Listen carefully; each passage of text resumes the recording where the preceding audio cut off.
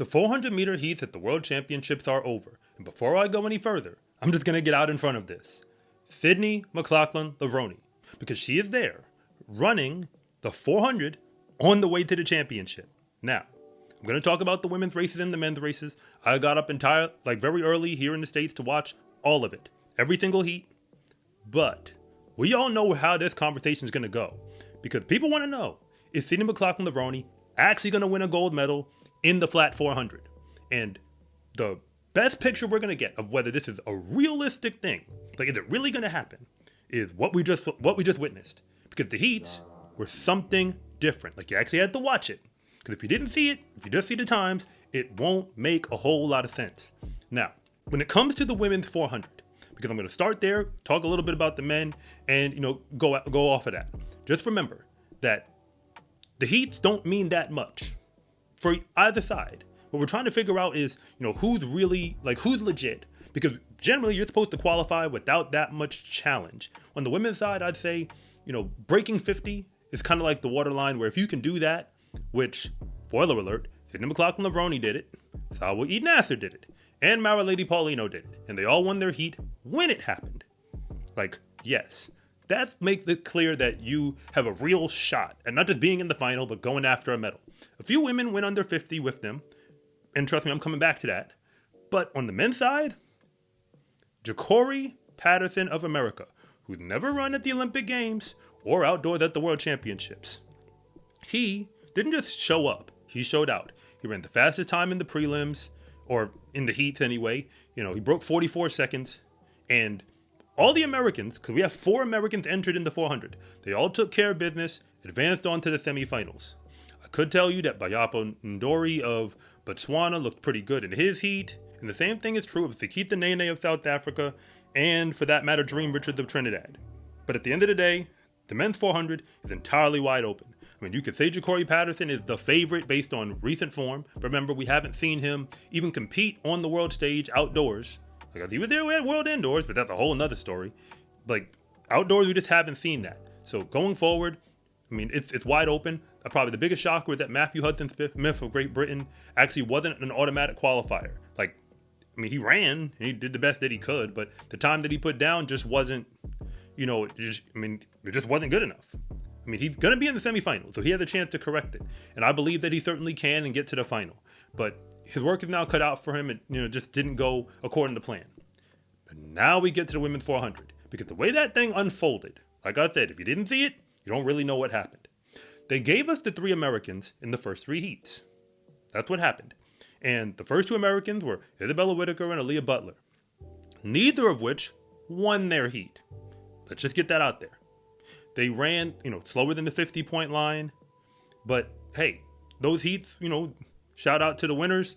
But their action really got started because everybody knows it's really a 3-woman race when it comes to the final.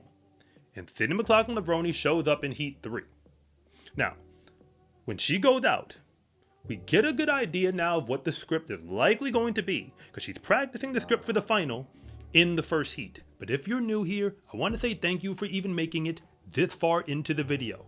And I'm Coach Rob, and if you really want to know what's going on with the fastest athletes in the world, then you are in the right place. And if anything that I say actually connects with you, it is always greatly appreciated if you would please like and subscribe. But if I don't, just let me know in the comment section, because I try to read them all. We know that Sydney McLaughlin-Levrone has more flat speed than anybody else in the field. She's shown us that in the 200. Let's just get that out there. So, her first 100, she runs fast, but she actually ran pretty measured through 150 or so, all the way through to 300. She does come out in front in her heat, by the time she's coming to the home straight. And she's out in front well enough where she's really able to coast it in. And when she coasted in at 49.41, at that moment, it wasn't just the fastest time that we had seen by anybody in the prelims. She also beat everyone else in the heat by more than a second. Now, there were heats that were faster top to bottom. That is true. That actually happened. But just remember that if that is the case, she goes that fast in her heat, then it puts us in a position where Salwa Naser and Marileidy Paulino are going to have to respond. So, you leave heat 3. We go on to Heat 4. Nikisha Price does what she does. She lets people know, that her representing Jamaica, that she has the speed to go out there, and she breaks 50. 49.9, going off ahead here. But when Salwa Naser actually comes to the track, we know her script is to go, basically, I'm going to break your spirit before this race begins. Because at 300 meters, you're going to have to come and get me. And almost nobody in the world has the speed to do it. Marileidy Paulino in the final 100 has shown that she can. And I'm getting to her. But Naser does exactly what she normally does. Like her typical script. Comes off at 300. And when you check the clock, going off ahead, she goes 49.13 seconds. So that's how fast she went to give herself that space. And she holds it together pretty well on the home straight. Like, she doesn't 100% coast it in. It's more like, she's running it in confidently, but letting us know that, like, hey, the strength is there. And when you move off of that, Paulino comes to the track to close out the heats. Remember, Sydney's now got 49.41 on the board. Naser responded and went 49.13. And Paulino has a pretty fast heat because Amber Anning, who is the world indoor champion, was actually in that race. Amber Anning breaks 50. Let's just put that out there. She goes 49.9. Paulino gets herself to the front about 200, 250 meters in, holds everybody off. Normally, she runs people down. And by people, I mean the ones who are actually fast enough to get through 300 ahead of her. And by running them down, that's where, she really closes and has those great performances. But there was nobody to run down. Amber Anning was running with her, and she's more or less coasting it in because she knows she's, a time qualifier, like as far as, where she's on the leaderboards. And her final time, again, going off ahead, is about 49.85. Now that those heats are over, what does all of that mean? Because like I said, this is not the men's 400. That thing looks wide open. But the women's 400? No. This is a 3-horse race as far as I can tell. Nikisha Price might make it look interesting. But from what I can see at this moment, we're about to witness 48s in that final. That is a foregone conclusion. I actually think we're going to witness 48s that go into the lower half. Because all 3 women have shown us that there's more in the tank. But we just came off the Diamond League final, and we haven't seen Sydney McLaughlin-Levrone race from the USA's all the way up until now. And if that is true, now that we have a glimpse of the script, this is what I think that final is going to look like. I know we have semifinals between now and then. It's basically just another practice run before we get to the final. But this is how I think it's going to go. Sydney McLaughlin-Levrone actually runs with a combination of what Paulino and Naser actually have as their superpowers. Naser, it's the speed that she runs through the first 300. That is her superpower. She dares everybody to come catch her. Paulino, on the other hand, is fast enough and strong enough to be with the field and then has the power in the final straight, like the speed endurance, to be able to not just hold them off, but actually go snatch a body. The thing is, because Sydney McLaughlin-Levrone is the world record holder 6 times over now in the 400 hurdles, we know that she has strength. Like, technically, it has to be in there. And we also know she has speed because we watched her run the 200 and even beat people like Gabby Thomas, who was an Olympic gold medalist last year, as well as a whole bunch of other fast women. So if that is the case, and then you actually watch this race, then you should know that what we're probably going to witness is that Naser's going to go out super hard. Sydney's going to be able to keep her in striking distance. Like, keep her in arm's length for the most part. You don't have to beat her. That's not the goal. You don't need to beat Naser. You just need to put pressure on her. Naser may or may not fold. But if you get to that last 100, we know that Paulino has proven that you can gain on Naser in that last 100. The question is, can you stay close enough? Sydney can't stay close enough. And we also know Paulina's going to make a move at the back. But she's not going to go with Sydney and Naser anywhere near as fast, per se, through the first 300. So I'm expecting to see Naser, McLaughlin-Levrone, like Sydney McLaughlin-Levrone right behind her, more or less, and Paulino behind her. And Sydney's going to have to make a move, in all likelihood, to push past Naser. And we know Paulino's going to make a move as well.